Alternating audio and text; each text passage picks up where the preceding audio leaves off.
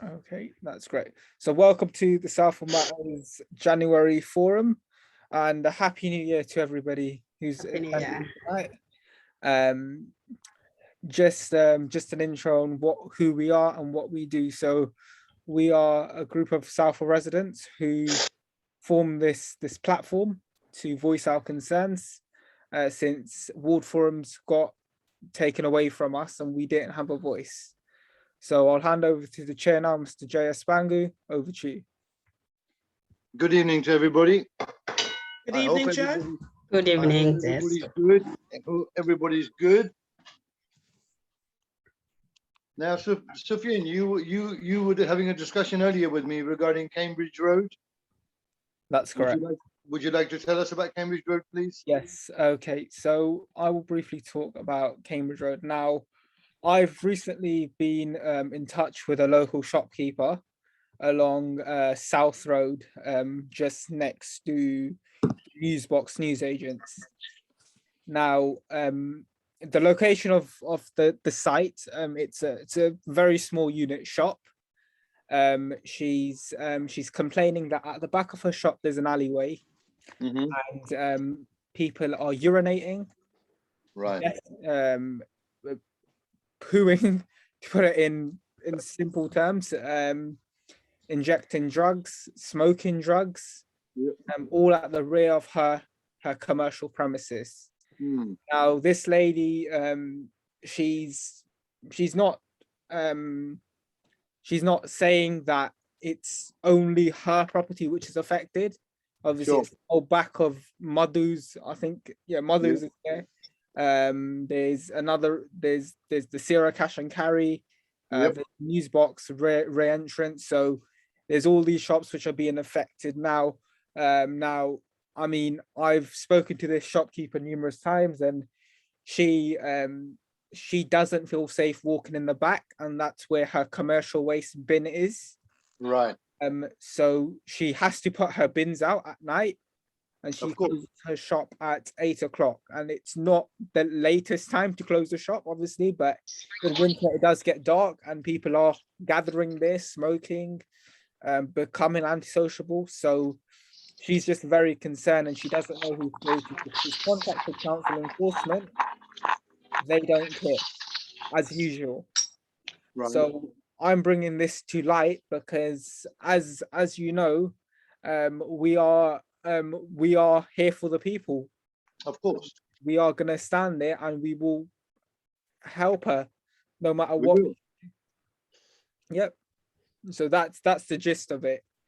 And I've got pictures of the property which she shared with me on WhatsApp, of the rear of the property. Sorry, not the property itself. It's the rear of the property. So I'll get them up very shortly. Just bear with me. So yeah, that's just one issue on Cambridge Road. And then there was just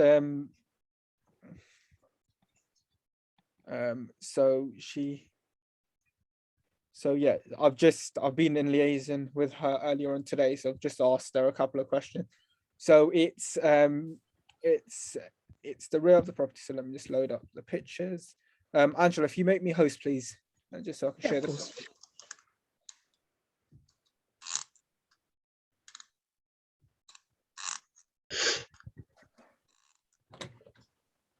Your host now. Yep, that's fine. Sorry, I just had to turn on my lamp because it's a bit dark in my room. Share screen, and then we've got share desktop. Okay, so you can see my full desktop. I've got a load of windows open. Apologies. So yeah, so this lady. So there's her rear of her property. As you see, there's a skip. That's actually meant to be a fire exit. So right. Obviously, the skip is not blocking it totally again. But it can be classed as a hazard. But that's just something I've noticed myself. But this is what they sort of do. So this is all urine along this. This is all urine everywhere on the floor. from all of this is urine. I don't know if you can see my mouse. I Yeah. can. Yeah. But all of this is urine done on these gates, and urine along the floor, alcohol along the floor.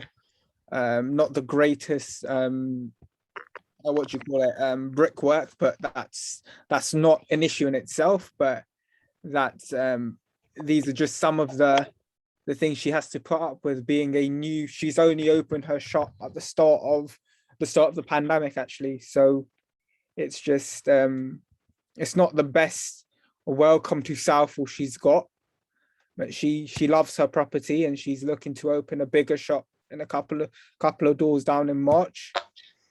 So Sufiyan, did you say people are not only just urinating, but they're defecating in the alleyway as well? Yeah, so I can't see anything on the pictures, but she did say they've been defecating on the sides of the walls and all sorts, like what I say, animals, because that's what animals do. Now, Not acceptable. I mean, I can't get my head around that. I mean, we have got a load of restaurants along the Broadway. We've got Madhu's next door to her. If you need to use the loo, I'm pretty sure they are going to let you use the loo. So there's no excuse. Sufiyan, they don't let you use the loo. No, they don't. Yeah, they don't. No. All right, so yeah, so again, that's just one issue. And this is the rear of her property. So her shop is there on South Road, that location. And this is the rear of the property on Google Maps. She sent me a snapshot. So it's not an alleyway as such. It's just a little strip where it's an access for the rear of the shop. It's a drive for goods, you know, when people receive deliveries. Yeah, deliveries. That's exactly it. Sorry, Joe. Yeah, you've got that on spot on. That's what it is. And I would be very happy, Sufiyan. Yep. If you can put it in our diary, the next time we're out filming, we would make a film there. That's not a problem. Yep. That's correct. Right. So Can I ask, are there any public toilets within walking distance? No. Any No. along the Broadway? South There is none. So this is a Southall- big issue, isn't it? Because people come to Southall- Southall for shopping. They may not necessarily want to eat in a restaurant and access the restaurant's toilets. So where do people go? You know, I think there is clearly a need to seriously consider having public toilets. We've been arguing the fact for many years, but obviously the Labour Party in Southall, they have no shame, no sympathy for the people who Right. live in No. Southall. because we don't matter, to put it in simple terms. Of course, well done, well done. Sufiyan. I mean, I've said it time and time again. We need change. That's the whole argument. We need That's the change. whole argument. When I say we need change, I don't mean just in Southall. I mean that across the borough. You've got issues everywhere in this borough, and they don't highlight it. They wanna do a PR stunt, where Councillor Mason is walking with 50 odd Labour Party supporters. Now, okay, sorry, COVID-19 is still around. I saw an image, and I'm pretty sure Ealing Independents is happy to share these images. But they're on Twitter anyway. They are gathered in a very bundle, what I say, and they are not wearing face coverings. Now, face coverings aren't mandatory from today. Last week they were mandatory when I last checked the news and the guidelines. Well done. Now, what makes them so special and so privileged not to care about COVID? I've lost loved ones to COVID. Many people I know have lost loved ones to COVID. And it really touches a nerve with me when I see people not wearing a mask. Yes, if you're exempt, fair enough, you're medically exempt. But when a council officer, a public servant is what they are not following government guidelines, why is he in power? If he doesn't follow government guidance, Well, is that the sort of example you're setting to your residents? Because us residents, I mean, I know black from white, but certain residents follow what for example, the place of worship say to them to do. And that is what I feel is we don't need that anymore. We need clear transparency and democracy in this area, because there hasn't been democracy in this area as long as I've lived here, which is all my life, 20 years, I feel anyway. Now, I've never honestly, I've said this to a lot of members of the public I've met with, and a lot of colleagues of mine I've worked with for many years. I've never met certain councillors, never. Not because I've refused, or not because they've refused, because they've never attended a single council meeting. They've not a council meeting, a public meeting, sorry. They've not been there for the public. I call them, they don't answer. Now, what are they getting paid for? To serve themselves. Exactly. They serve themselves and they serve their friends. They don't care about us, so why are they there? Yeah, they didn't become they want to get. Yeah, they want to get. They didn't become politicians to help the residents. They became politicians to help themselves and help their friends. And certainly, that's what we've been looking at for the last 20-odd years in Southall. Yeah, and that's the shameful part. Angela, do you want to give us the message from Councillor Chauhan, the message she got from the council, please? It is quite long, so I was going to do it towards the end of the meeting, but I'm happy. Try to make it short. I will try. Thank you, Sufiyan. Is that okay, Sufiyan, if I go through the email? She received a reply from Peter Mason's office, the leader's office, in response to various issues that we have raised in previous Southall Matters forums. So I'll start quickly with parking and highways. Beverley Road, this area was highlighted for illegal parking taking place on double yellow lines, which is impeding safe turning onto Norwood Road.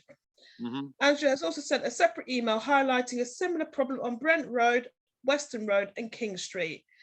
So the leader's office replied, "Thank you for highlighting these locations. I've passed this on to our parking team and asked that we ensure these areas are visited by enforcement officers." The same applies to parents parking their cars on pavements around Featherstone Primary School. So can enforcement officers be sent to the area around the school at opening and closure times? And the response was, as above, I have asked for this to be a priority for enforcement, as parking around schools poses a real risk to the safety of children. A resident called the parking enforcement team and was left on the phone waiting for over an hour, only to be told that illegal parking was a police issue. So the leader's office responded saying, "I'm sorry to hear that anyone experiencing a phone waiting time of that length. We experienced extended waiting times during the pandemic, partly due to contact centre staff being redeployed to make outward bound calls as part of our Ealing Together programme to support those self-isolating. Waiting times are now falling again substantially, and the average is around 5 minutes. This is still too long, which is why we are both investing in our digital offer so that more routine transactions can be made online, freeing up contact centre capacity.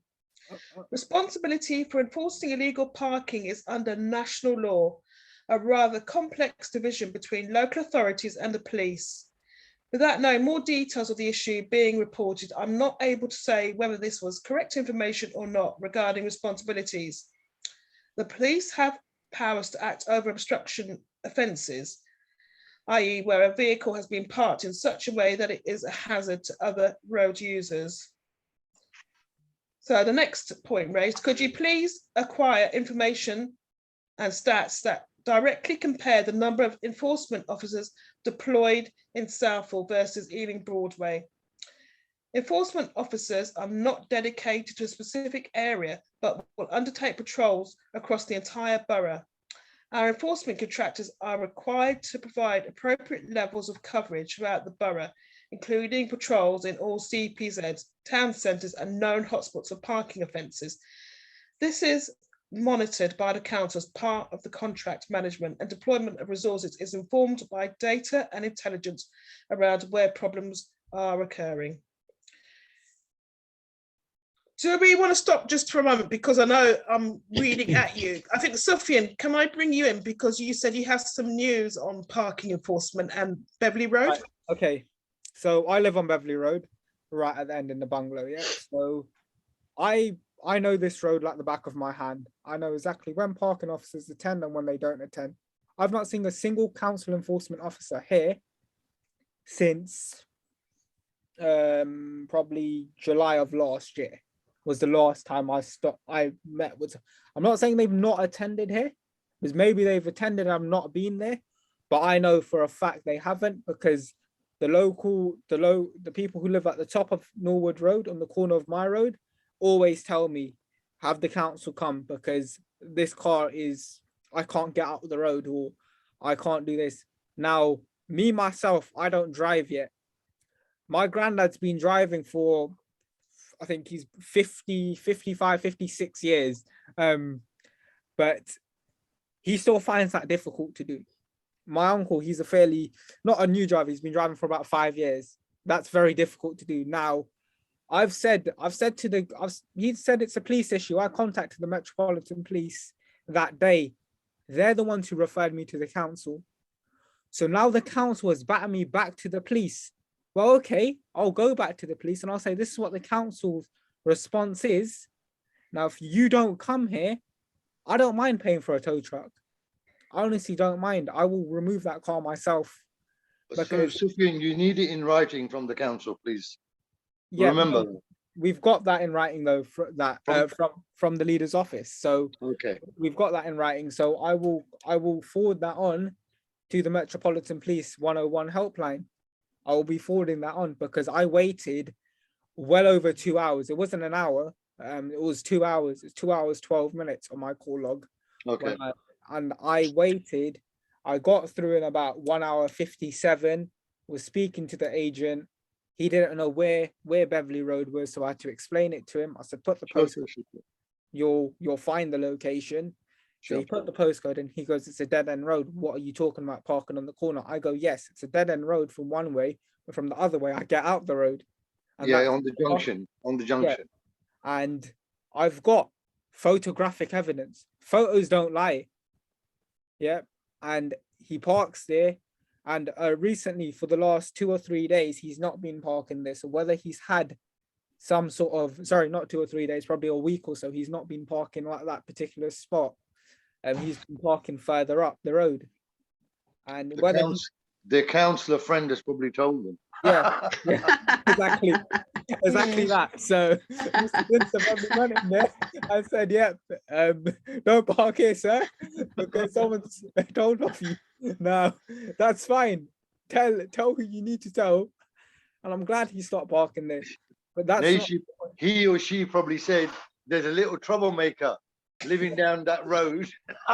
He knows where I live. I told him I can come for a cup. And he's causing havoc. Yeah. But good on you, Sufiyan, because it must have been a nightmare to turn left or right from Beverley Road onto Norwood Road. Really dangerous. So yeah, you were right to be on the case. Shall I carry on reading other points in relation to road? Hello everyone. Good evening. Hello. Can I say Hello. a little bit? Yeah. My name is Ibrahim Mia. I own the restaurant in Southall Broadway, which called Southall Grill House. And I face every day that people are struggling for the toilets and things. Most of the time I give access to the people to go my toilet using. Although they are not my customers, they are a public. My restaurant, they are using. You know, the main issue is dumping and the fly tipping in back of my restaurant. Every week I have to, remove the private carrier. Although I have the two bin from the council. I need only one, but I still put the two big bin with the £724 I paid for the year to the council. people from the all over the, you know, the houses, they don't have appropriate bin. They put all the time putting into my bin, they're making full. And although there is my car space little bit on my alleyway, literally small alleyway, and that they're putting all the fly tipping, dumping, sometimes they put the beds and things. This is should be from the councillors. And there is the other issues is the drug dealers. There's lots of people are all the time antisocial behavior.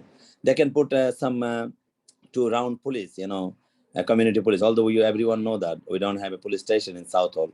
We have a lots of crime in this area, but no police station. Please talk on this topic. Thank you so much. Yeah, this is the same problem that the lady on Cambridge Road was talking about, not just the, you know, using it as a toilet, but drug dealing. So clearly this is a common problem. 3 things, yeah, there, yeah.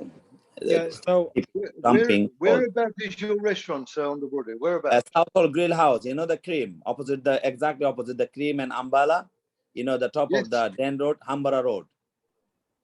Ambala, you're opposite there, are you? Opposite the Ambala, yeah. It's my restaurant name is Grill House. I know TKC. Yeah, next to the TKC and Hambara Road, and right hand side TKC, left hand side corner, the big restaurant is mine. Ah, well done. Good evening to you, sir. Thank you for attending our meeting. Yeah. Thank you, sir. We will come around. We'll make a film about this. Yeah, and please. we will send it to the leader. Now, do you actually live in Southall? Yes, I live in Southall.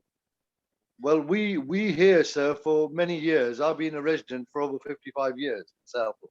Okay. And no, I'm on 12 years here in this area. We have been let down badly by our councillors and our local MP. So this is why you do something. I have another business where I'm sitting now. This is called used to be a cinema hall, you know, Himalaya Palace Shopping, Himalaya Cinema. Yes. Yeah, inside there is I have another business. One is a saloon and one is a travel agent. And here also we always keep open 2 toilets for the public, but this is not very healthy situation. But all the publics they are coming from the outside. They are not feeling safe. You know, the corner machine in the, you know, the Nationwide Bank, there's a machine, ATM, several times. Yeah. You know, robbery people, they rob their card, rob the cash money before come from the machine. They take the money and run away. Many occasions, not only this once a week.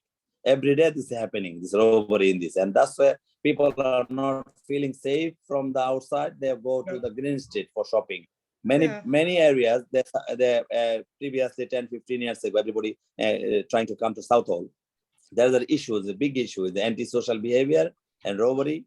And the other things, once they come, they don't get the parking and lots of traffic, and they don't got the toilets. This is happening now. And after that is what the local residents, you can feel that there's very unclean Southall. We should get a really clean air and a fresh Southall. That's why I'm joining this meeting tonight. Yeah. It's a big problems that you're mentioning. You know, I'm just shocked that Southall is a busy town centre. And along the Broadway, there are no toilets. You know, if you shop on King Street and you are knowledgeable, there are toilets in the Dominion Centre that can be used during the daytime. Yeah, I know. Public access building. People can, you know, Broadway also the McDonald's people can use, but that's not enough, mates. There needs to be council provided toilets. Councillors, they should do, you know, it's like a pair, you know, the floating toilets in some city. If you go to Richmond or some nice areas, you can see for public access. They put some toilets for floating toilets. Yes, they can do that in things, and they can put police from the Ealing station for the more 2-3 pair police every day. They are rounding community police or whatever police. Once they will be in that area, then antisocial behavior will be can go less. I think this is my opinion, but you guys are dealing with it. You please look after it.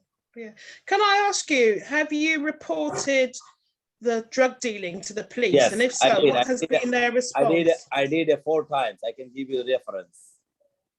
because they've broken my back doors, they come into my front area. They're trying to, and many times they want to use the toilet with the weeds and things. I stop them. I call 999. Many times police come. Many times I got the reference. Next time coming, then again and again the other faces, not the same people. I got the CCTV. I don't want to provide the CCTV to the police because at the end of the day, I will do the business in this area locally. I think nobody gonna take the personally with the drug dealers and there's lots of gangs and Afghani gangs, Somalian gangs also, and there are a knife crimer as well. The murders going on there, and we are a family people. We have children and things. We always put you have to think about your own safety. But we always in front of my desk there's a 4 reference number, 4 occasion. They did the 4 the incident. They made us 4 incident. But I am just aware about. I know the councillors in this area. They've been what call that? They are in the chamber of the council. But I don't know this issue. They knows, of course, they knows what they are taking action against of these things. That's my question is. Yeah. Can I just say, Mr. Mayor, we invited all 14 councillors who are representatives in Southall, and not one of them sent their apologies tonight. We always invite them. Ridiculous. Things. They don't bother. Yeah. Councillor Chohan, I think we had Councillor Dudwar on one occasion, and even Peter Mason, but they do not regularly attend, and they do not bother to respond to the email invitation. It's disappointing, to say the least. We are a law-abiding, peaceful community group, and we want to engage with the council. We want to improve Southall. But they seem to want to remain remote and distant, and it's unacceptable. Yeah, so I just want to say to you, sir, that you can report the CCTV anonymously if you wanted to. I can give you a number for Crime Stoppers, and they are anonymous. So you'll remain totally anonymous. What they're going to do? No, so you can provide this details to them. Okay. Remain totally anonymous, and they... you don't even have to give your name over the phone. That's what these guys are. So if I give you the number, it's 0800 0800 555 111. 555 111. They're called Crime Stoppers, and they're I think they're 24 hours, but you can contact them and they can help you with this. Oh, thank you. Did you say you can remain anonymous? You can, totally anonymous. They're anonymous anyway. When we go for insurance, do for somebody here helping, and the insurance for the car become UB1. They are high alert and becoming very high. Instead of other area, other areas they are half, and this is a full. I don't know.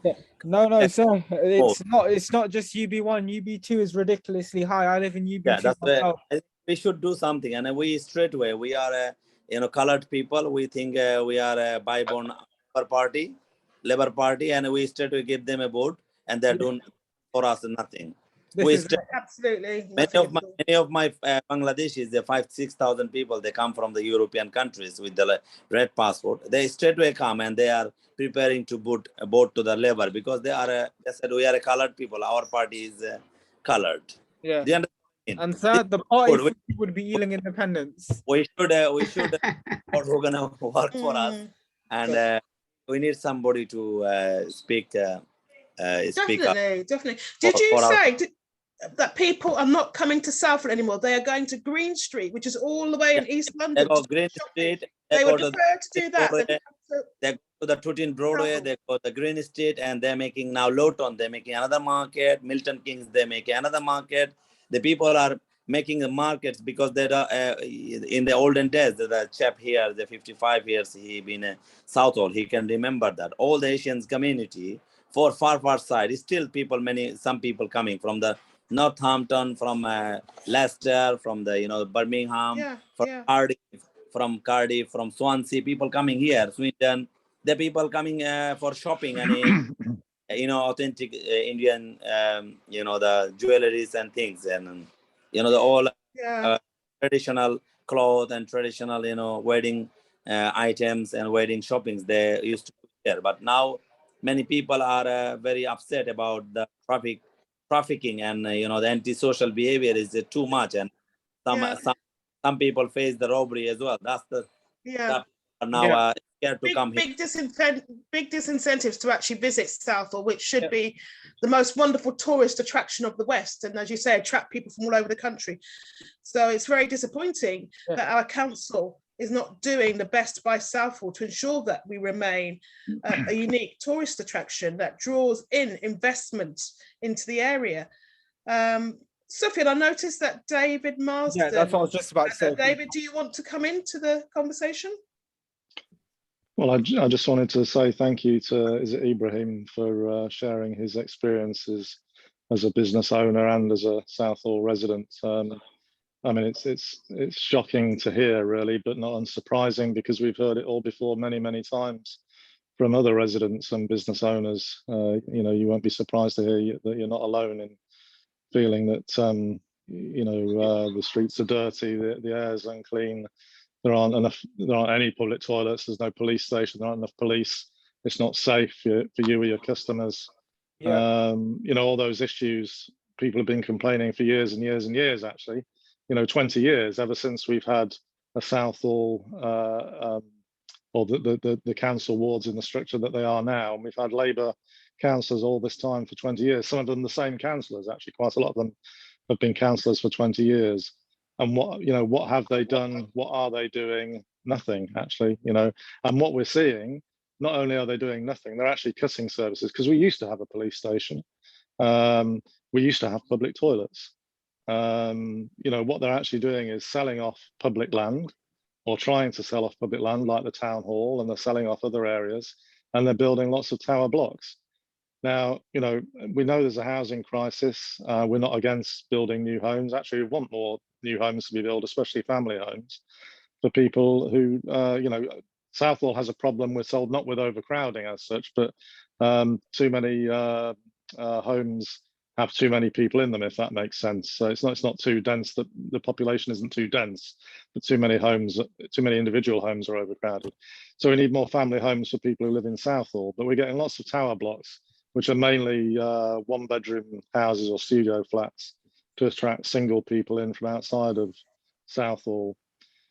But I mean, we all know with tower blocks and estates, they might be great when they're new, but after sort of 5, 10, 15 years, they tend to get run down. There's no services to go with them, no infrastructure. They're just going to end up as ghettos for yet more drug dealers and all the rest of it. So, and then of course there's a congestion on the roads, which is only going to get worse. Not everyone's going to be riding a bike or walking to the station, which is what they fantasize about. And with parking, Southall has been used as a cash cow for the council for years, hasn't it? So all the controlled parking zones, making residents pay to park outside their own homes. That's a neat trick for the council, isn't it? But actually, residents want parking for themselves outside their own homes.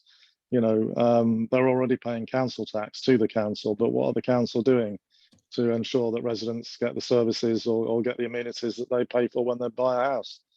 I mean, just to say, Angela always invites all the local councillors to these meetings. They're all Labour councillors.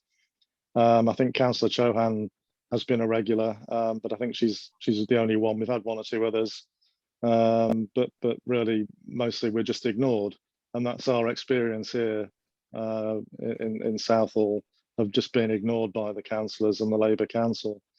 So actually, there's a few of us here tonight. Leslie was here earlier. I'm here. Joe's here. Sufiyan is here.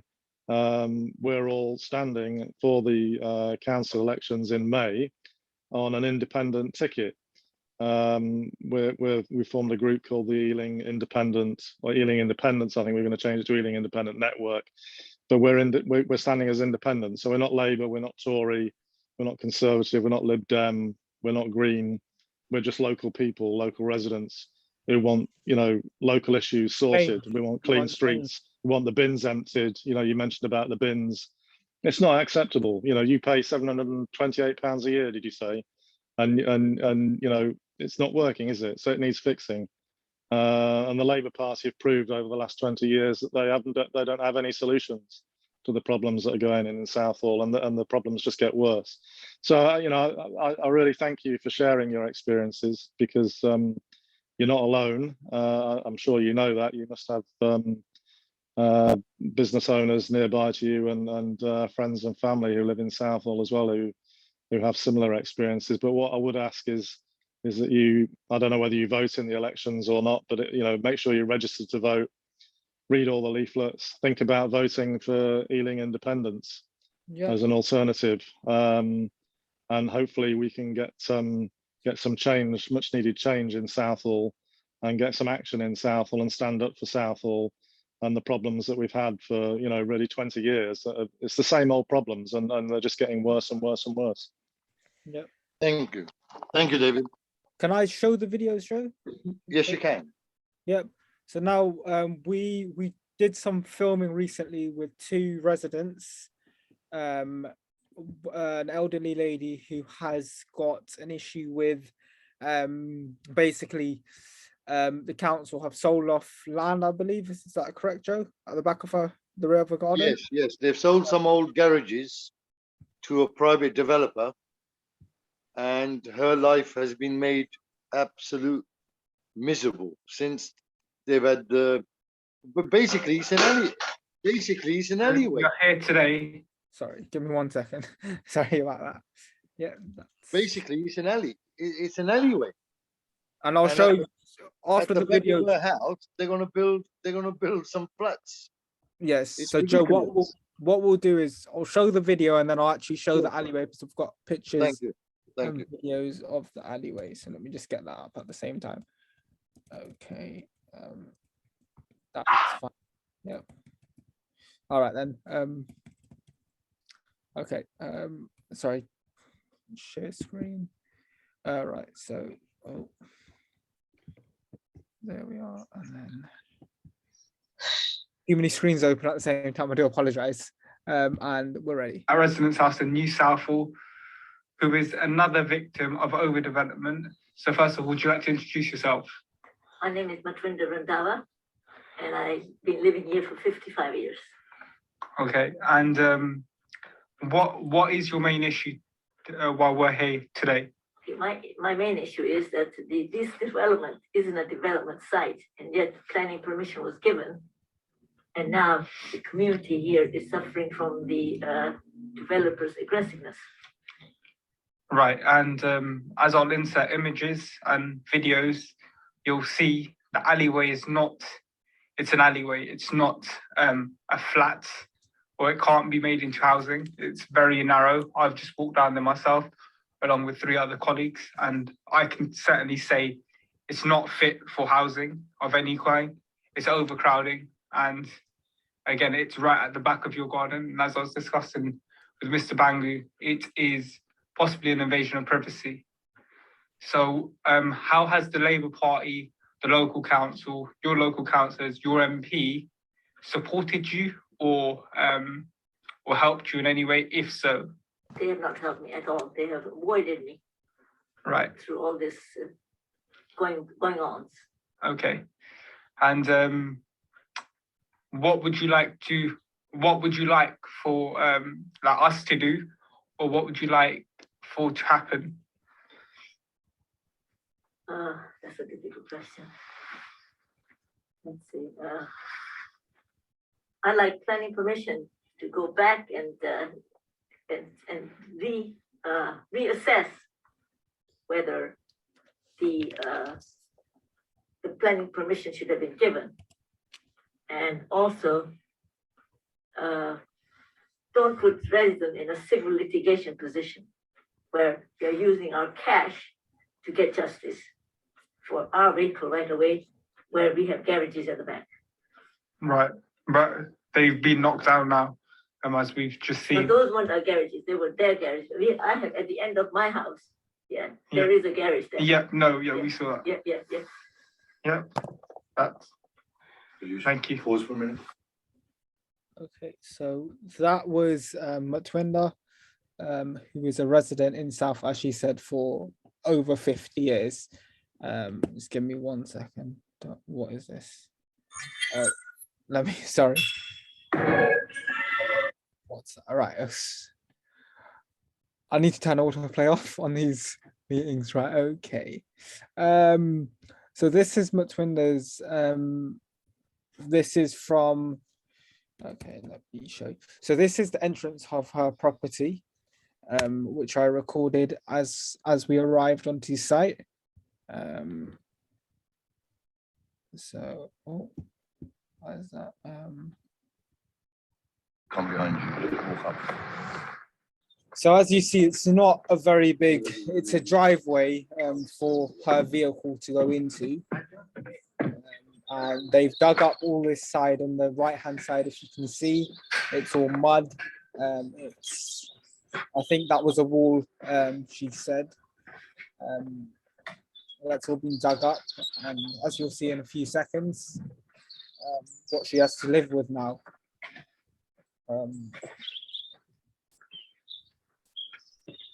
This is her garage. This is her garage, yeah. And this was garages. All garages. And you all open it. Fear nobody. Right. Look at that. That's the excess. Angela, that is the access to the other people's houses.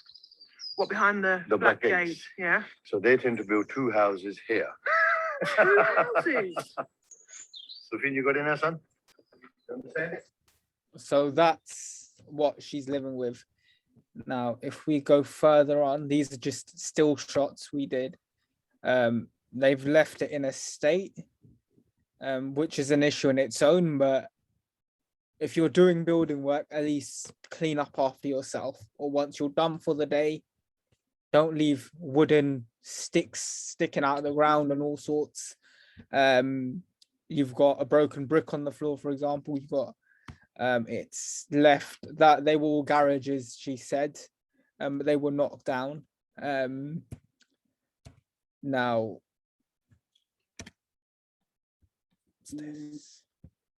yeah, so it's just ridiculous the way they've left this property, and they've let her suffer for something she shouldn't be suffering for.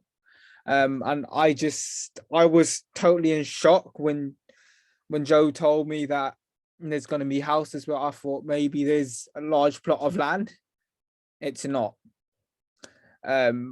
It fits a car into, and at the back, from height, if you've got a 2-story flat, sorry, even a 1-story, it's a 2-story flat, you can look into a garden. Where's her privacy?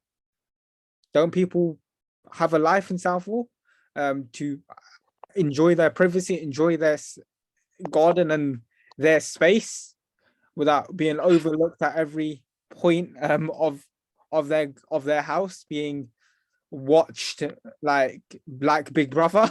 Because that's what it feels like to me. Because I know Joe is in the same boat with the developments at the back of his house. I believe, is that correct, Joe? 100%. I mean, what's going to happen there is the alleyway is going to be blocked by cars. Supposing, Sufiyan, those 2 houses had a party, okay? Where are their friends or their relatives going to be partying? Yeah, they're going to block the alleyway. Okay? As far as I'm concerned, that is a fire hazard. Yeah, but if there's a fire also, then MS Randhawa, she parks her vehicle in her garage. How is she going to have access to her garage if the alleyway is blocked?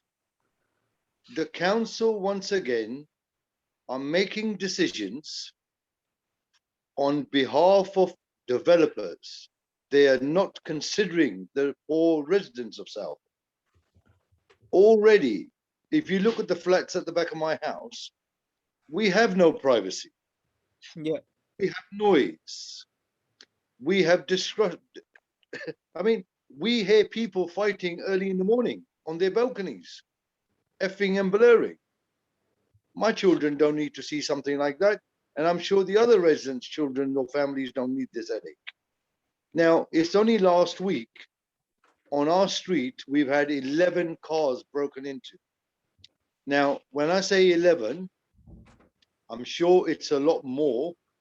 As we all know now, a lot of the properties in Southall are rented.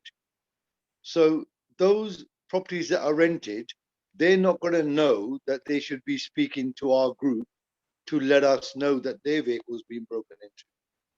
And sadly, this is what they've been stealing, okay? They've been stealing the disabled badges from these vehicles. Now, when this happened to my wife's vehicle, it was broken into twice. I actually put my foot down and I made noise in Southall. And I found who and what was going on in Southall. I phoned Scotland Yard and I told them where these blue badge cards were ending up. And I was so shocked to understand what Scotland Yard said to me. They said, can you reveal the person who gave you this information? I said, no. She says, well, I have to put somebody's name down on the computer. I said, I'm giving you my CAD number that my wife's got for the 2 breakages that we had on my wife's car. I said, you can by all means use my name, J.S. Bangu. She says, no, I want to know the person who gave you this information. I said, does that really matter? So, Sufiyan, you talk about Crime Stoppers. I'm physically phoning Scotland Yard on a reference number that is given for the breakage of my wife's vehicle. And I'm actually telling them what is the cause or the reason for the theft of these blue badges, disabled blue badges, and where they're going to be ending up. But they would not take this information from me.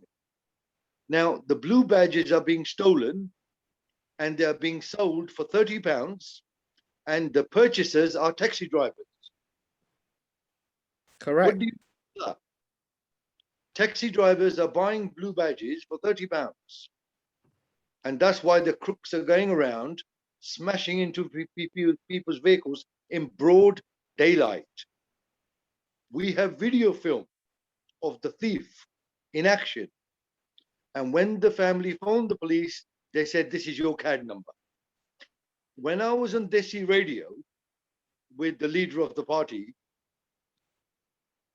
somebody phoned up and they said, Southall is the Wild West and it's lawless. And I tend to agree with them. Correct. Southall has become lawless because our politicians have no teeth. It's okay for politicians to come to our meetings, Sufiyan, but at the end of the day, our politicians have no teeth. Because you got to remember, the Labour Party is controlled, and the councillors are controlled, and the MPs are controlled in Parliament by the party whip. This is what you can talk about. This is how you must behave, and this is how you must vote. So where in God's name is our democracy? That's the question here. There is none. If we vote for a councillor and they don't give 2 bits about us, what is going on? What are we voting for? Are we voting for anarchy? Because certainly at the moment, I believe that the residents of Southall are living in anarchy. Nobody is listening, and that is the whole problem. Businessmen are investing serious money in Southall, and the services for them are not there. Yeah. The number one service is protection. Yeah, for example, 30, I think she quoted me like 50 grand or something for her premises, just the license and everything to get up and running before anything. Yeah, 50 grand out of her pocket. Now, businesses are paying £50,000 for council tax on the Broadway. Exactly. So where is Where is your support when you need it? Because you're happy to take 50 grand out of someone, but you're not happy to support them when they're in need. The services are not there. You've seen the film we made about the dustbins on the Broadway. Yeah. No, yeah. The services, they don't care, Joe. Disgusting. I'll show that in a second. I'll show that in a second. But yeah. Good man. Good man. There is no services for the youth, for anybody in Southall. Not forget the youth, but just for a minute, just think. Me as a youngster, I never had a youth centre to go to. I never had. The library was shut for about a year at one point before COVID, when they moved the library over from Osterley Park Road. Now, where was I meant to do my work? I was revising for year 6 SATs. They shut down the only library in Southall. Where am I going to travel to? Ealing? To revise when I'm 10 years old? I'm going to go 4 miles, 5 miles away from home by myself? No, I'm not. Not because I'm being arrogant, like stuck up, or trying to say I'm not traveling to Ealing. It's because the whole game is fixed for one person to win, and that is Labour. Because no, I mean they were on the radio station about 2 weeks ago, and as everybody can read, Angela just written down what Ealing Council is planning. Ealing Council is asking the residents of Southall our advice of how they would like to see the environment that we live in. But my argument to that is very simple. 12 years ago, when we were screaming that we don't want the gasworks development to go ahead, nobody listened. So as far as I'm concerned, Angela, this is another gimmick. First, they put the disease on everybody, and now they're coming with a remedy as the doctors, which is nonsense. They are the cause of the situation that we find ourselves in. 100%. And now they're only coming out, and I said this on this radio, they're only now coming out to look good in front of us, because we will not see them after the election. So we will be suffering for the next 5 odd years. And this is my argument. So I'm gonna now pull up. David, oh yeah, show the film, Sufiyan. I'm gonna pull up the video of. Can I just quickly ask? Sorry, talk about the youth plan. Now, I don't know if it's widely known, but the Yak is being moved from Parkview Road, and it is going to be temporarily housed in Dormers Wells, I think on the Gulf Links estate, and also what they call a spoke service in the Dominion Centre. Now, as far as I can tell, this is really a downgrading of the service to make way for housing. There is actually a survey, and there are 2 options. So one option, but they're not being specific, other than to say, is to relocate the Yak to an area surrounding Southall Park. But they are not telling respondents actually Southall Park is one of the options. And my personal feeling is that there should be no more buildings in Southall Park. We already have a children's centre in Southall Park. With all these high rises going up, we need our green space, which is essential for physical and mental well-being. The other option is somewhere on a housing estate close to the Dominion Centre. I have no idea where. They are not giving people specific information to make informed decisions as to their preferred choice. Well, there is a house. This meeting, just 1 minute. This meeting that's taking place on the 2nd of February, the only reason why I know about it is because Brenda Sharma tweeted about it a couple of days ago. And I suspect the vast majority of people don't know about it. So it'll only be a very small cohort that is attending. I mean, I've publicized it on Facebook and on Twitter, and I think we should be there. Councillor Peter Mason's going to be there, Councillor Cam Nagpal and Councillor Aisha Raza are going to be there. And they need to be held accountable for decisions that are affecting the future of young people like yourself, Sufiyan. I spoke to my children. They are in the age range. They had no idea that this survey is taking place. It appears to me that the council isn't reaching out to schools to provide awareness and to promote this survey. It's shocked. I'm shocked, really. You know, and I think the way the survey is designed, it will be skewed towards what the council wants. And, you know, if it ends up that predominantly people say, you know, the locations should be in the area surrounding Southall Park, that is the most logical area because it's central. The other area was billed as somewhere in Norwood Green. You know, that is not central Southall. But I'm sure many people will be shocked to find out that Southall Park is one of the proposed locations. Yeah. Yeah. So, I mean, I'm just gonna go on to saying that youth services in Southall play a big part. Yeah, the youth nowadays, 1 in 4 youngsters carry a knife. Yep, these are stats from the Office of National Statistics. Yep, 1 in 4 youngsters carry a knife. 1 in 4 young adults, mental health are affected. In general, they suffer from some sort of mental health issue.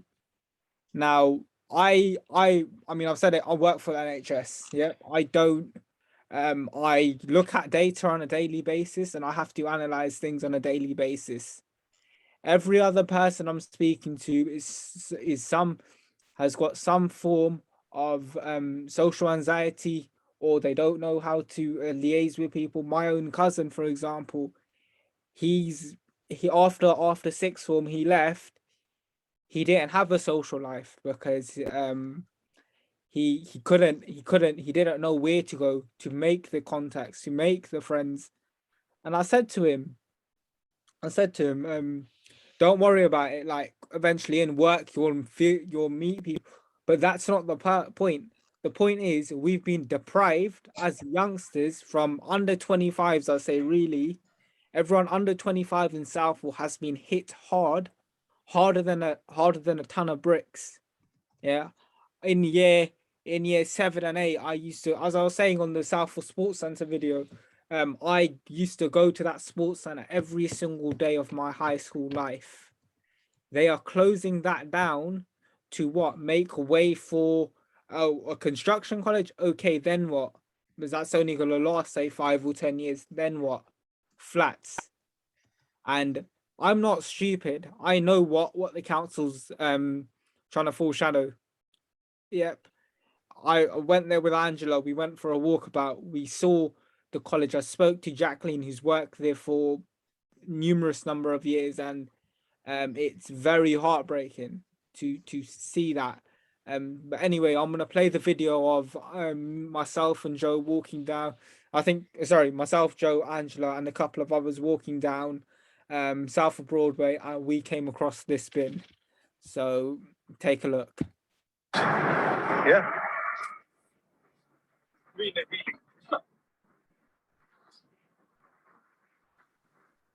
This is what we get for the taxes that we pay to Ealing Council. The state of these dustbins is absolutely degrading. Will this be allowed in Ealing Broadway? I certainly do not think so. But in Southall, our politicians do not give a damn about the residents because we simply do not have a voice. Our politicians do not stand up for the residents of Southall under the Labour Party. Thank you. So as you saw, JS Bangu, again, another failure by Ealing Council. They aren't even cleaning the bins they provide us with. Now, why not? You've got greener Ealing out on the streets in these massive lorries and whatnot. Get a pressure washer. That's all that needs. And do it once a week, twice a week. How much is it going to cost you? You've got the budget. We know you've got the budget. Where's your money going? And I think the question to ask there basically is one: where is the money? That's the question to ask. yeah, Where is the money disappearing to? I'll tell you where the money is disappearing to. It's disappearing to the contracts that they're giving out to other private individual companies. yeah, And nobody is looking at the books. yeah, I'll give you an example. yeah. I'll give you an example. We have done an FOI. Ealing Independents Network has sent a letter to Ealing Council asking for the expenditure on Ealing Boulevard. They seem to think, Ealing Council think that we're stupid and maybe we don't have a very good eyesight. They think that they spent £9 million or above on Ealing or Southall Boulevard. Ealing Council, the question we're asking them is, where has this money disappeared to? Because that money was not spent on the Broadway. Southall Broadway is absolute disgusting to walk in. I was walking on the Broadway when it was raining, and the footpaths were small puddles. All my shoes, all my trousers was covered with muck. Shame, shame, shame on Ealing councillors, and especially the bigwig RMP, Mr. Sharma. Shame, shame, shame. That's what I have to say. Yeah. Southall Broadway, you dare not walk after 8 o'clock. There is no lighting. The lights are so dim on the streets. People are getting robbed, mugged. What these people think they're doing? Do they all need to go to Specsavers? Exactly. Maybe they're the ones who got bad eyesight. Because certainly they just don't. They don't care. Yeah. You know, they don't live here.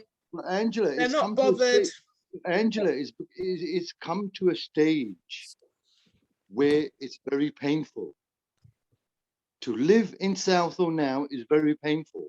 And if I'm feeling like this, what do you think the rest of the residents are feeling? They're feeling the same, disgust. The word that comes to mind is disgust. And I'm so pleased, Angela, that you've actually found out about this meeting. And please tell me where it is, because I think it's about time that we showed them how we feel. Yeah. Joe, just a quick one. Can we bring in Samara? Because Samara had her hand up. It'd be lovely to hear from somebody new. Yeah, that's welcome to Samara. Thank you for joining us tonight. Hi, no worries. Thank you for hosting. I just had a comment. So this is just jumping back to the previous topic on Southall Sports Centre. It was interesting, Sufiyan, that you said, you know, obviously they're planning on closing it down.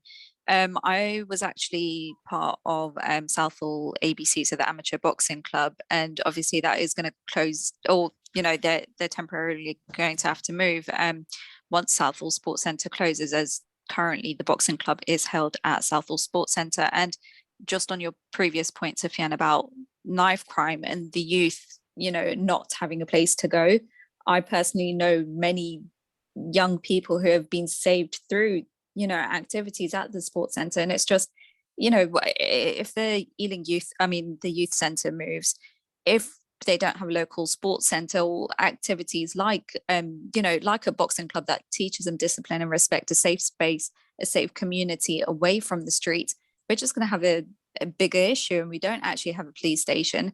What are they expecting to happen when there are crimes? There's not enough police. I remember going to one of the forums, I think this was probably before COVID, in person.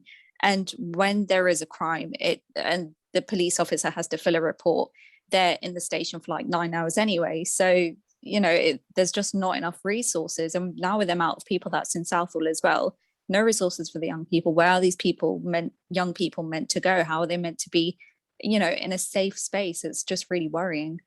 Yeah.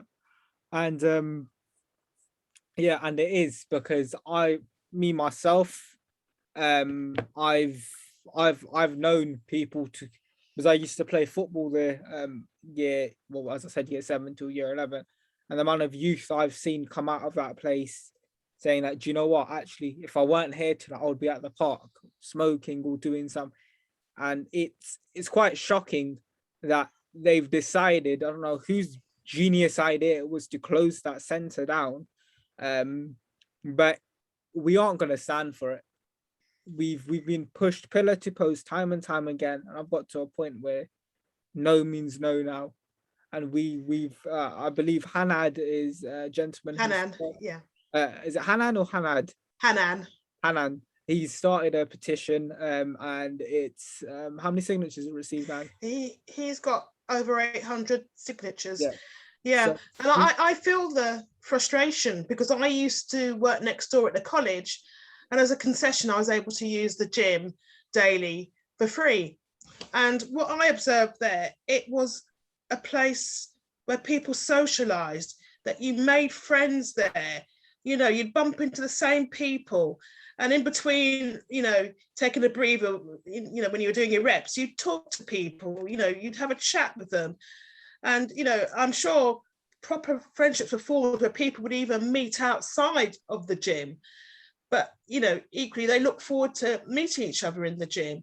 Obviously, there are women who enjoyed the women-only gym and are very upset that that is closing down.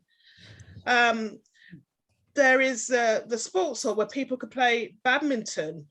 I used to take my children there to children's parties, so it felt very community orientated. And there are people who say, I go there every day because it helps my mental health. And there are also women who go there, and there's a women's sauna, and you could, you know, like hear them chatting. It was their safe space away from their husbands and family to have some me time. Yeah, seriously. So, you know, I feel so frustrated. Hanan wrote to the CEO of the college, because the council don't own the sports centre, they leased it, and that lease has now been terminated by the college. But as far as I'm concerned, the CEO is very remote. Hanan very politely asked for a meeting as a member of the community, and he didn't receive a response. The job of responding to his email was delegated to the marketing manager. And it frustrates me that we are just seen as statistics, not as real people with real stories. You know, the council and the college was doing the same thing, touting the outside gyms in the parks. I mean, I've got nothing against the outside gyms, great, fantastic, but they do not replace an indoor sports centre. 100%. I mean, there are many people I used to meet, and they'd go to the sports centre, have a shower, and then go to work afterwards. Where are the showers in the park? Yeah. Also, if you're working shift work and during the day, you know, the parks shut at dusk, don't they? The gates are locked. Yeah. So they're out of bounds.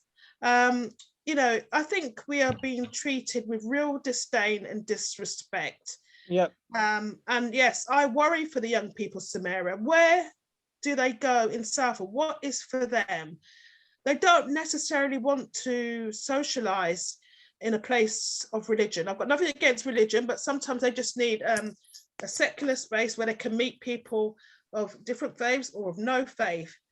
And your boxing club was that. And it's just so frustrating that we are not taken seriously. Yeah, definitely agree with you. Oh, sorry, Sufiyan. And it's not just a space for young people, it's a space for older people as well. The sports centre has so many classes for over 50s, and all, you know, all the times I've been to the gym, there have been older women, and it's just so great for them to have a safe space, a space where they can exercise safely and have that sense of community. Because obviously when, you know, for some of the women or the people who maybe aren't working full-time or are retired, that is their safe space to go, whether you're old or young.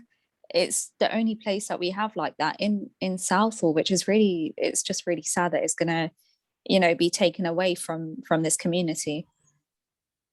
Yeah, and no, as I was just about to say, the women only gym is not only great for the social aspect of, yeah, the girls want to have a chat, basically, as Angela said, but also for religious purposes, cultural purposes, sorry, not religious, but cultural. A lot of mainly I know a lot of Asian people, like my mum, for example, she used to go to the women only gym because she didn't feel comfortable training with the men, because she just didn't. And it's not just her, she spoke to so many people who she's made great connections with, she's good friends with outside of the gym. And even the trainers there, Michael, Hannah and David, like they've made great connections there, and now they're, even though maybe they'll be redeployed somewhere else, but their sort of clientele is all based in Southall, because you don't exactly have another gym which replicates that. I said it on the video, yes, we have Featherstone Sports Centre, but I can tell you hand on heart, that is nothing alike. They might have an AstroTurf outside, but in peak winter, when you want to play football, you're going to use a sports centre. Yep. But also that sports centre is out of bounds during the daytime. The priority is for the school children. Exactly. I used to go to Featherstone Sports Centre, and they've got a gym there, but it's a very small gym. Oh yeah, and classes will go in there, and it becomes very crowded, and then you have to, you know, hang around waiting for equipment to become available. And yeah, the school does have priority over that gym because the school actually owns that property.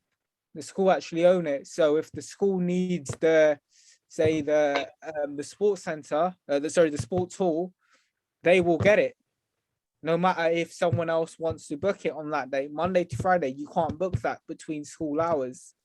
Now, in the evening, yes, you can book it, but then again, it's not the same sort of space you've got at the Southall Sports Centre, because it's number one, Southall Sports Centre is central, UB1 and UB2 can meet bang in the middle. It's just off the station, so people, when they come back from work or when they're heading to work and they want to do a quick gym session before they go, they can obviously, as you said, shower. Yes, Featherstone Sports Centre has showers, nowhere near as clean and got the cleanliness level of Southall Sports Centre, because they are under a reputable brand, Everyone Active. Now, me myself, if the sports centre did close, where would the youth go? And if so, what replacements are you making, Ealing Council? Because I know they're going to be sitting in their offices watching this meeting. So directly to you, what sort of alternatives are you offering the youth and the elderly people who get referred from GPs, get referred from the physiotherapy, get referred from MSK? I've done referrals myself. I know referrals being done in my own practice because I work for a GP practice.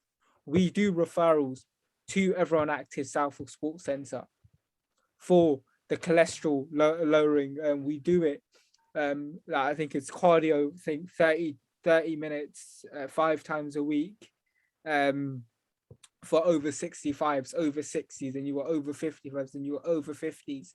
So where are all these services going to go? You're just going to phase them out? And not to mention the half-term activities that they have at Southall Sports Centre as well. Exactly. It's, you know, right bang in the middle of Southall. For parents who work. Yeah, parents still work. Not everyone can get. I know certainly in my GP practice where I work, if someone's off on annual leave, you can't get that day off. It happened to me on over Christmas Eve. I wanted off. I couldn't get it off because someone else was off. So obviously we had to work Christmas Eve. Now that's fair enough if that's the rota, but again, luckily I'm not a parent, because if I've got kids, they're on school holidays, I want to know, well, where do I keep my kids? It's not exactly easy to find a decent babysitter in Southall, let's face it, unless you've got friends, family, which luckily, like most people do in Southall. But What about people can't, because now COVID's around, people don't feel comfortable even with friends and family entering their houses. I mean, my family didn't see our extended family for about a year because my granddad and grandma are extremely vulnerable. So, I mean, where are we gonna go to not only to exercise? Where are our kids gonna go to play, to socialize outside of school? Because school is not a social activity; it's school. You're there And to school is also not always a safe place for all children. I mean, if Exactly. you're at a school where you're being bullied, for example, you Exactly. need an alternative place to feel safe. 100%. And that's a great point because yeah, people do get bullied in Southall. I know it personally. High school, loads of people in my year were picked on because we were different. Well, we're not different though. We're the same in every way apart from our genetics, in my opinion. So we're both human, so why can't you treat us like humans? And that's the thing. I mean, where you gonna go after school to socialize? What, to a park? Well, sorry, they're not safe. The recreation ground, for example, have stabbings. Yeah, Southall Park's not exactly a walk in the park, as they say. What, you're gonna send them to Norwood Green? Again, out of reach, not realistic. You're going to tell them what to go for a walk by the canal? Is that safe? No, it's not. So, Ealing Council, Councillor Mason, I'll say it again, sort your act out and sort this issue out because you've dodged the bullet for far too long and you won't be dodging it for much longer. Yeah. Sufiyan, we've had people complaining that they've gone to the bank in broad daylight, they've withdrawn cash, and they've been mugged. And they've been mugged on their way back home. And they've only realized that they've been mugged when they've come home and they're looking for the money. Yeah. They've got professional teams working on the Broadway. Yep. And there's no, I mean, I've noticed this. This is another thing. There are a group of ladies who sit on the floor, pretend to beg, and if they're genuine, they're genuine. I mean, that's fair enough, but the way I see it is, if you're begging, yeah, why have you got up, walked around the corner into a £65,000 Range Rover? Because I witnessed this outside CJM Mosque on Montague Way. There was a lady which used to sit there every week. So what me and my mate decided to do, we decided to stay in the mosque on a Friday. We waited until about 4:30. She got up, walked around the corner into a black Range Rover. It was a 19 plate. It was 2019. This was 3 years ago now. 19 plate Range Rover, tinted windows. And I looked at that car and I thought, well, either she's a really good beggar or she's doing some sort of illegal activity. So every week, someone from the school would be at that. We used to go to the mosque anyway, and we used to be there, and we used to just watch what was going on because she used to rack in. I mean, we must have counted £100 to £200 a day every Friday. £200. Now, yes, if she's that's not the only place she's begging, because we spotted her in Ealing Broadway. We spotted her on the trains. And there's a group of them who walk the trains as well, but that's a separate issue. But there are no police, because I contacted the British Transport Police when they were on the trains. British Transport Police said to me, do you know what? Thanks for reporting it, but there's too many of them and not enough of us. So I said, right. So you're not even going to look at the CCTV. They go, we don't have CCTV on tubes. I go, yes, I know you don't. That's why I've recorded it. So I'll send you a file over. They go, we've got the files. We don't need them. So why aren't you doing anything? You know, these ladies are on the same routes every day.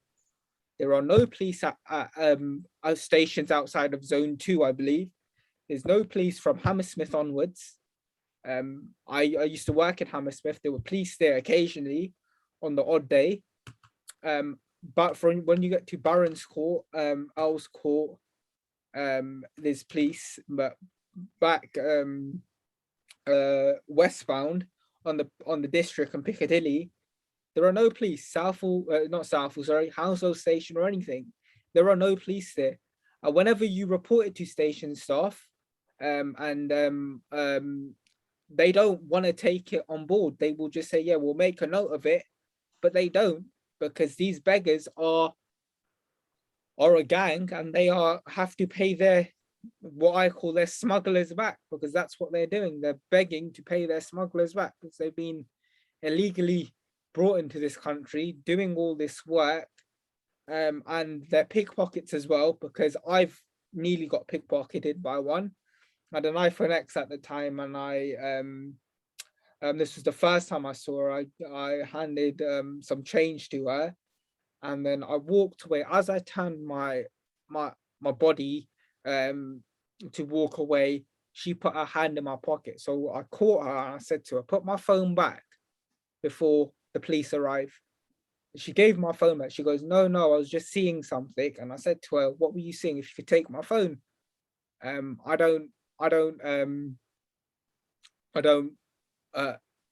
won't accept that. So then I went back to school, got the school police officer down, and she disappeared by then. And then the next week she was there. I got the police, I rang the police. Sorry, we don't have the resources. So again, it's the area we live in is totally deprived of everything, including the Metropolitan Police. So what are we paying our taxes for? Because I mean, I work, I pay taxes. I'm sure a lot of you on this call pay taxes and work very hard, but we don't get back what we put into the public pocket, as I call it, the public purse. Yeah, absolutely. Going back to a point that somebody else made to do with safety, the road I live on is very, very dark at night. And you would think we don't have street lighting. And it's so dark that at 5 o'clock in the evening, I'd rather go and pick up my daughter from school than allow her to walk home. Particularly one side of the road is incredibly dark. Thank you, Samira, for coming. Greatly appreciated. Thank you for your input. Yeah, so, you know, there are lots of issues to do with crime, safety, as you say, aggressive begging, that are simply not being dealt with. Can I just return to the issue of the roads for one moment? Yeah. A couple of weeks ago, oh no, actually, sorry, tell a lie, last Saturday, I was returning home from Ealing Broadway, driving along South Road, and the traffic was backed up in the opposite direction from the green. It was absolutely ridiculous. So I asked Councillor Chauhan what is happening, because it didn't appear to me as though the roadworks were anywhere near completion. And according to communication that she sent before Christmas, the work was scheduled to finish, I believe, on the 24th of January. But anyway, in response, the leader's office said, I have just received an update from Berkeley Homes on the programme for completion of the highway works at South Road and Beaks Road and Park Avenue. I very much regret that the original completion date of end of January will not be met, and the revised date I have been given is end of March. This is entirely due to issues with unforeseen issues, underground services of which there was insufficient information available at the design stage. In particular, a rising water main was discovered at a shallower depth than anticipated following excavation, which meant the original design for the carriageway would not have complied with Affinity Water specifications for protection of their service. The redesign and subsequent approval by Affinity Water is the main reason for the delay, I am advised. I have been assured by Berkeley Homes that they are in discussion with their contractor on the option of increasing resources to bring the completion date forward. Further updates will be provided soon. Now, somebody correct me if I'm wrong, but I think that road's been dug up for over a year, causing massive congestion and chaos, and obviously with stationary traffic, increased air pollution. I met a friend before Christmas on Ealing Broadway, and she said, this wouldn't be happening on Ealing Broadway. It's happening because it's Southall. It's absolutely ridiculous that Berkeley Group have so much power and control over Southall.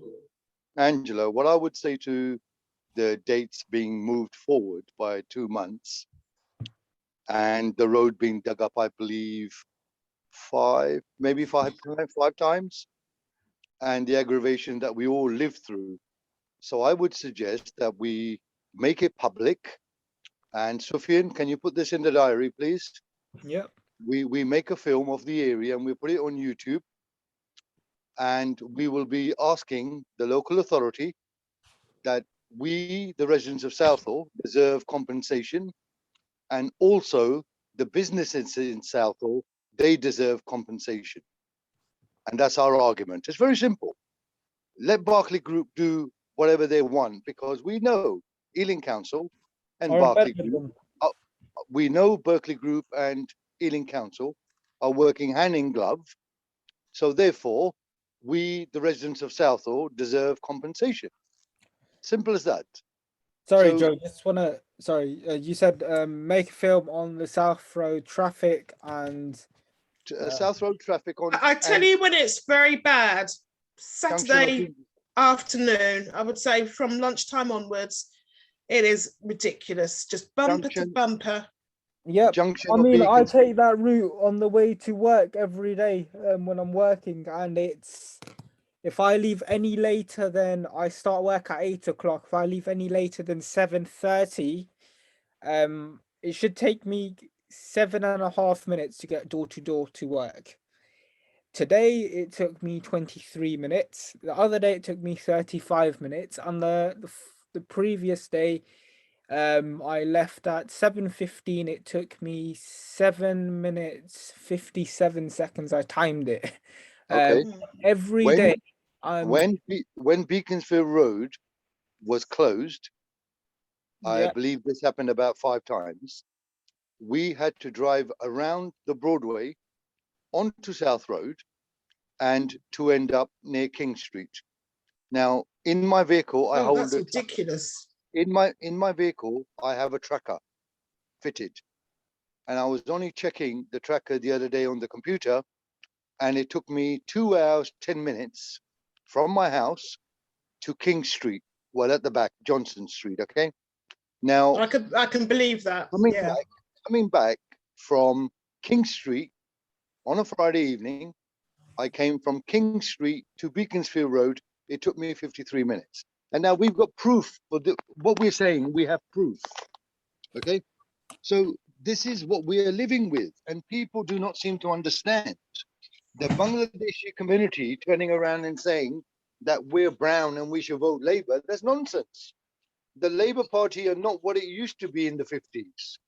The Labour Party today is get rich quick. Look at Tony Blair, how rich he is. Look at Tony Blair's son. They make money. Yeah. It's a business.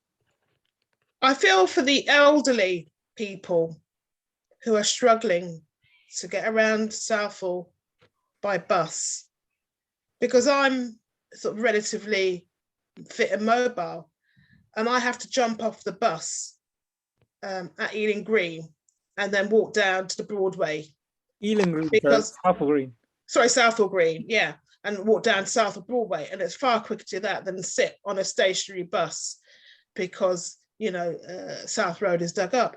Yeah. But you're right. I think if we can do some filming, Saturday afternoon will be a good time to show the traffic, and we can walk all the way down to the Green filming. and showing really how bad it is. Yeah, we'll touch base on dates. Because there's no guarantees they will finish at the end of March. You know, first of all, it's the end of Jan. Now it's the end of March. I'd like to know what penalties Ealing Council have actually built in for Barclay Group and you know, their contractor not actually meeting the deadline. There should be a huge financial penalty. Yeah, I say several millions. No, the people are suffering. We, the residents, yeah, we're suffering, and no politician is standing with us. Yeah. So shame to the Labour Party. Shame to all the parties, not just Labour. Because it's the Labour Party who have turned Southall into what it is today, and now they're trying to come with a clean sheet. Oh, what can we do for you? Well, you should have been listening to us 12 years ago. What was the word they used, Joe? Here to help you. Here for you. Well, they can write whatever they want because they don't abide by it. I think they didn't read that before they wrote it. It was when to say not here for you. Do they know what it means? Do they know what it means? It's all nonsense. I mean, can I just go back to the notes again? Yeah. Because we have tried to engage with the councillors and their attendance at this forum is sporadic. The last ward forum in March 2020, understandably, was postponed because of the pandemic. There doesn't look like there's any plans to actually run that final ward forum. Instead, I got an email from Evelyn Gloyn about attending SEA's meeting this week, where they invited council officers along to talk about the plan, shaping Ealing. My attitude is, why isn't the council hosting its own meeting for residents? You know, there's no excuse. You know, we can hold online meetings. Obviously, quite clearly, with the removal of restrictions, they're holding a face-to-face consultation at the YAC. I mean, this is the response, and I just think it's a load of nonsense from the leader's office. I am very aware that there is a genuine need to improve how the council engages and consults with residents across all of our 7 towns. And since becoming leader, I've put in place a number of reviews on how we undertake this as a council. I hope that people are starting to see some of the first fruits of that, such as the Shaping Ealing conversation, which represents the first steps towards delivering the local plan, which very much has a focus on the distinctive 7 towns of our borough. We have kicked this off in Southall with community conversations along the online consultation exercise. There is a lot of work to be done in this area, including the ongoing work on how we revitalise and reshape the work of ward forums so that we can provide a better and more effective forum for interaction between councillors and the public as we emerge from the pandemic. I mean, I just think it's a load of rubbish, to be quite frank. I'll just go back to that. So he said he's holding consultations, right? Yeah. Okay. I think they held one at Manor House, one that I definitely know of. Yep. But so, to be honest, you have to have regular consultations. I just want to bring a point. We are not all online. You know, right, we are yeah. That's exactly what I was about to say. So enabled. So shaping our Ealing, I think it's called, or shaping your Ealing or something. Shaping Ealing, yeah. Yeah, shaping Ealing, right. So I've been seeing ads on Instagram about that. So I've clicked on it. I've gone through the whole form, filled it out, told my granddad to fill out because he knows how to use a computer. Had to sit with my grandma to fill it out, but she doesn't know how to use a computer. And what I've noticed is, depending what answers you click, the form is different. Because I filled this form out brutally. They asked me how they can do it better. I put remove council employees who aren't liaising with us. Remove any person who thinks who has a conflict of interest or a business related to any sort of development or property developer. I think you know where I'm going with this, Ange. Who was turning over well over £1 million from one developer alone. We don't know about other developers. We will find out. I'm pretty sure Leslie and Joe and myself will do them. But yeah, it's just time and time again, they want to manipulate the system and say, well, we are communicating you, come online. Well, sorry, how are people going to get online? Some of us don't have the internet. Some of us, Our councillors don't know how to use the internet, Sufiyan. Joe, Sufiyan, come on. Our councillors don't know how to use. What happened when Ranjit Day came on? Do you remember? Yeah. Yeah. When our councillor came on, do you remember what happened? He introduced the meeting, didn't he? And then we lost him. Yeah. Then we lost him. I think he was standing in the North Pole at the time. Southall, my friend. But yeah, these are things we've noticed as well, myself. We the people, we the residents of Southall, we deserve better. We must not vote with our feet. We must vote with our brains. That's the difference. And yes, I'll say this out loud. I said it to Angela over WhatsApp. Yes, Ealing Labour, you are transparent because we can see right through you. So anyway, I'll leave it there. David Marsden, I believe you've got your hand up. Sorry, David. I know thanks, Sufiyan. I just let's not forget Councillor Mason came to our meeting, this meeting last year, didn't he? And he admitted that we don't trust him and the people of Southall don't trust him.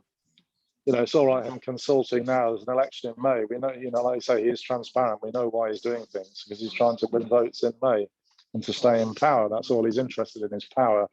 You know, he's documented this, that all he's interested in is power. That's Peter Mason, right? But let's not forget that when we wanted to consult with him about the pollution from the gasworks and the odour nuisance back in 2018 at the Ward Forum, he wasn't interested in listening to what we had to say. He shut us down and told us he would not represent our concerns to the higher ups in the council. I naively thought there were higher ups. I didn't realise he was one of the higher ups then. Didn't know who he was. And also, you know, when we tried to consult with him, he told us that we had to give him 6 weeks notice because he was so busy with his other priorities. Yeah? So, you know, we gave him dates of our meetings. He never turned up to a single one of them. You know, this is Peter Mason. Yeah? Peter Mason isn't interested in consulting with the people of Southall. Yeah? All he is interested in is staying in power for Peter Mason. So Peter Mason, as you say, is perfectly transparent, hopefully, to everybody in Southall can see what he's doing. He's just trying to get votes in May to stay in power for Peter Mason. That's all he's interested in representing, is himself. He is not interested in what we have to say. Neither, sadly, is the Labour Party. The Labour Party is just full of people who also just want power and status, I'm afraid. You know, they don't have any Labour values to speak of. You know, they just go with the wind, and the wind currently is Peter Mason.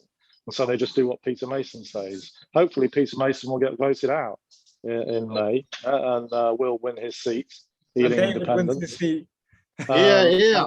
Power to the people. Or if he doesn't get voted out himself, hopefully there'll be enough damage to the Labour Party by the other parties in the rest of the borough that he'll lose the confidence of his so-called comrades, who I'm sure won't want him as leader if too many of them lose their seats. Well done, David. Can I just add, you know, we have always tried to engage with Peter Mason. I invited him to this meeting along with the Environmental Protection Officer, who happened to come round to my place when I made a report on the phone. So I thought it'd be a good opportunity for the Environmental Protection Officer to explain about their role and really to reassure us that they are out and about investigating our complaints, because I sometimes feel like they just disappear into a black hole. Nothing actually happens. You know, they're not logged. I never get a reference number. I've not had a response to that invitation. So I then decided to email Neeran's line manager and I've forgotten her name, I've got it to hand. She was actually at the meeting back in 2018 in the Dominion Centre, sitting at the front. Alison Ford is her name. Yep, I remember. So it's on the 17th of January. She, I think, is the head of regulatory services. I've not had a response to the invitation. Yet we've got council officers turning up at Southall Community Alliance's meeting to talk about the local plan and shaping Ealing. It's shocking, you know, these are public servants who seem to act as though, you know, they are not, and that they're not accountable to the public. Yeah, I sincerely hope that Peter Mason isn't elected. He's very slick at producing wonderful videos. There's one I saw a couple of nights ago where he talks about the appointment of the CEO. You know, it seemed like I was watching a party election broadcast. Yeah. But as you say, David, I hope people see through that propaganda and actually look at Southall as an example. You know, they want to consult us about what we want for Southall, but I'm sure a lot of people feel it's too late. With all these high rises that are going up, left, right and centre, the closing down of Southall Sports Centre, the lack of infrastructure in general, the waiting lists for secondary schools, and I'm sure there'll be waiting lists at GPs. Also, Ealing Hospital upgraded and doesn't have an accident emergency for children, doesn't have a children's ward. Yeah, you know, it's absolutely shocking. You know, basically, we are well on the way to becoming a dormitory town. Yeah, let me just talk about GP practices. So I work for 3 surgeries. So I work for one. So I'll give you the figures. Yeah. So one has around about 10,000 patients. Another one has 10,000 exactly. And another one has just have under 5,000. That's 25,000 patients I look after with the team I work with. Now, referrals. Yeah. Something like, so I'll talk about myself actually. I've got an ultrasound booked for my abdomen because I've been having severe pain. So I got worried that it's something to do with my kidney. So I contacted my GP and I said to her, look, I need an urgent referral done. Can you please do it? She goes, yes, I can do it. I'll get it done. So I waited 2 weeks. 2 weeks is an urgent referral. I know this because I work for that GP under her as the secretary there. 2 weeks came, no response. So I contacted the referral team in-house, and I said to her, can you give me the number for the ultrasound unit in Brentford? So she gave me the number. I contacted them. They said, yeah, we've got the referral sitting in front of us. We just don't have appointments for another couple of weeks. I go, all right, how much is it going to cost me to go private? Because I need an appointment urgently. And they go, yeah, we're not going to do a private referral for this. All we can do is if there's a cancellation which comes up, which luckily there was, then we can give you the appointment. So they gave me an appointment for 3 weeks' time. But I mean, if you don't know how to go about referral, you don't know urgent referrals or routine, you will be lost. Because I was totally lost until luckily I worked for them, and I said to the referral lady there, how many weeks should I be waiting? She goes, you should have heard back. And here's the number, contact them. And I said, can you contact them from the GP? She goes, of course, and she contacted them straight away. But there's a waiting list every day by between after 8 o'clock, you have to book your appointments. There is such a queue. There was 42 patients in a queue today. It's just headache for them.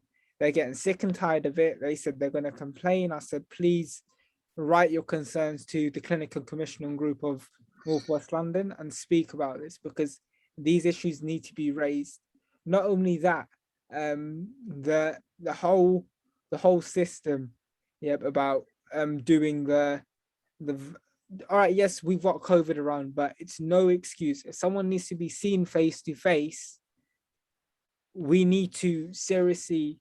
I understand the need to protect us as staff, but I said it to my manager that we need to think about how we're managing face to face nowadays, because people would like saying they've got lumps on their body and then they've got to speak to a doctor first and they need to call back the next day and book a same day appointment. It's just headache for them. So I said to the lady, look, if you think it's a lump, I'm gonna book it in. So I booked it in and I clearly stated there, make a face-to-face appointment. Because clinical staff can only make face-to-face. I said make face-to-face because that lump it's under the breast, so it's a possible sign of breast cancer. I'm not medically trained in any way, shape, or form, but from what my knowledge is, it's a sign that it's an early sign of breast cancer. And I was worried when I heard that, so I straight away spoke to the doctor, and she goes, "Yeah, I'll book this in face to face." But it's about the level of care you've got to have for the patients, because yes, I'm there to do a job. Yes, I'm there to earn a living. But at the end of the day, that's still a human on the end of that phone. They have still got a family. They have still got serious needs. Okay, yeah, if you've got a COVID symptom, obviously I'm not going to book it face to face. That's just bang out of order to do because COVID's around and we can't risk it. Unless they've taken a PCR test and they're negative, then I have to get approval from higher up and say, can I book this in? And if they say, yeah, they book it in, not a problem. But it's just the level of care is not as it should be. It is there, but it's not as it should be. Now, I don't know. I mean, my cousin is suffering from mental health for the last 2 years. And he's been trying to get a hold of his GP. His dad's been trying to get a hold of every day. It's the same issue. Can't get through. User busy. So I turned around and said to him, go there at 8 o'clock in the morning and stand there and get an appointment because you can. And he goes, no, they won't even let me into the building. I said, don't worry. You go there and you speak to the receptionist. I'll make the call to them from another GP practice saying that you need to see and do this, because now he's been referred to the children and adult mental health team in Northwest London, and even then, same appointments were not coming through. So I turned around and said, give me your GP's number. Let me contact them. I contacted them and I said, was this done on a routine or an urgent? They go, it was a routine. I go, how is it done on a routine? If someone is having thoughts of harm, how are you doing it under a routine? They go, well, this is our protocol. We're not doing any urgent. It costs us more money. Sorry. Sufiyan, I was ringing my doctor for an appointment. I was number 1 for the waiting list on the telephone. Yep. And I was on the phone for over half an hour. That's nothing, Joe. I've had a patient today trying to get through to me 52 minutes. It's a con. It's a con because all they're doing, the receptionists, and I will be speaking to the owner of the surgery, that they're too busy having a chat and they don't care about priority. You understand? Which GP practice are you, Joe? Are you in South Broadway? I'm not gonna say that across this. Yeah, no, of course. But because the main doctors are very good. Yeah. But it's the soldiers in the front line who don't have the love. You know what you're showing to your patients who are ringing your surgery. They don't have that love. I know from experience how it feels and what it's led to for my health when I was neglected by the NHS. Well done. Yeah. So you suffered. You know what I've suffered. I've been through it, and I don't expect or I don't want anyone else to go through it. Because it's not fair. Because if someone is expecting cancer of their body, cancer hits home to me. Of I know course. people who have passed away. I've had very close people pass away from cancer in my family. I would never, ever think twice about, if you've got a suspected cancer, I'm going to book you in regardless. I'll book an extra appointment. If I get in trouble, I get in trouble. But I will tell my manager that, look, suspect cancer is a priority. We don't, yes, people, yes, I'm not saying a runny nose isn't a lesser priority, but in the grand scheme of things, it is. If you've got a patient with a sniffly nose who refuses to take a COVID test, and then you've got a patient who has a suspected lump, which is possibly cancerous, you've got to think who deserves that appointment more. I personally believe, and I have personal, my personal feeling is that people have misused COVID-19 as an excuse. And that's why people, the general public, are suffering. Now, going back to Angela's point, Angela, you were talking about SCA. Now, I went to many of their meetings for many, many years. And what I found is this. My conclusion is this. Southall Community Alliance are a workshop for Ealing Council, for their propaganda, or should I say, for their joint propaganda. 100%. To the residents of Southall. When we needed help with Southall Gasworks, where was Southall Community Alliance? They promised that they were going to meet us on our road, and they then would not answer their phones. Shame on them. Shame on Southall Community Alliance. You can dress it any way you like. You are the lowest form of human beings in Southall. Keep counting the £50 notes. That's shocking to hear, Joe, because they have no shame. you know, they appear to be, you know, if you like, an umbrella organisation representing no shame, Angela. community groups. They have no shame. There's about 3-4 of them. All they're interested in is paying themselves big bucks. They're only in it for the money. Yeah. They're not in it for the people. We've been suffering since 2016. Where are they? Where are they helping the community? It's well, they're linked to Let's Go Southall. And it's Let's Go Southall, Joe, you'll notice Leslie Bunder's submitted an FOI to ask about the finances. Yes, we want to know. Because millions, you know, are pouring into Southall. We want to know. I wonder, yes, about the reach and impact of this particular project. Because it seems to me that they only promote themselves widely on Facebook and their associated website. I go to my local GP, I don't see any leaflets to do with Let's Go Southall. I had a medicine review with the pharmacist, and she talked a little bit about exercise, no mention of Let's Go Southall.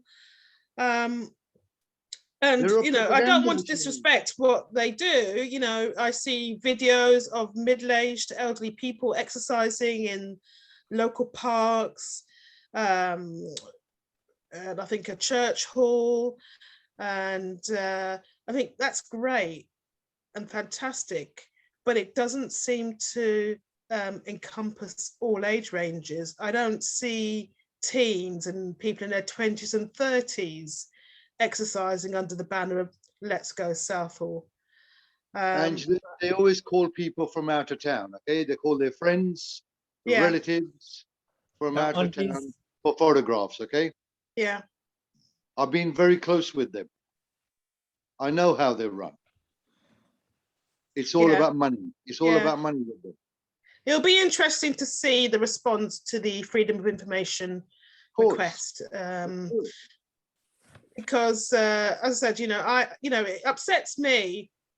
The local basketball court on Spencer Street is absolutely derelict. and there is no money to refurbish that. And I don't live that far from Hayes, and I went to, I think it's called Barrow Hall Park or something like that, and they've got a basketball court there, and it's absolutely in fantastic condition, properly lined, no broken fences. In actual fact, when I look at the leisure facilities in Hayes Town Centre, got a brilliant leisure centre with a library, gyms, 2 swimming pools, and it's the town like Southall.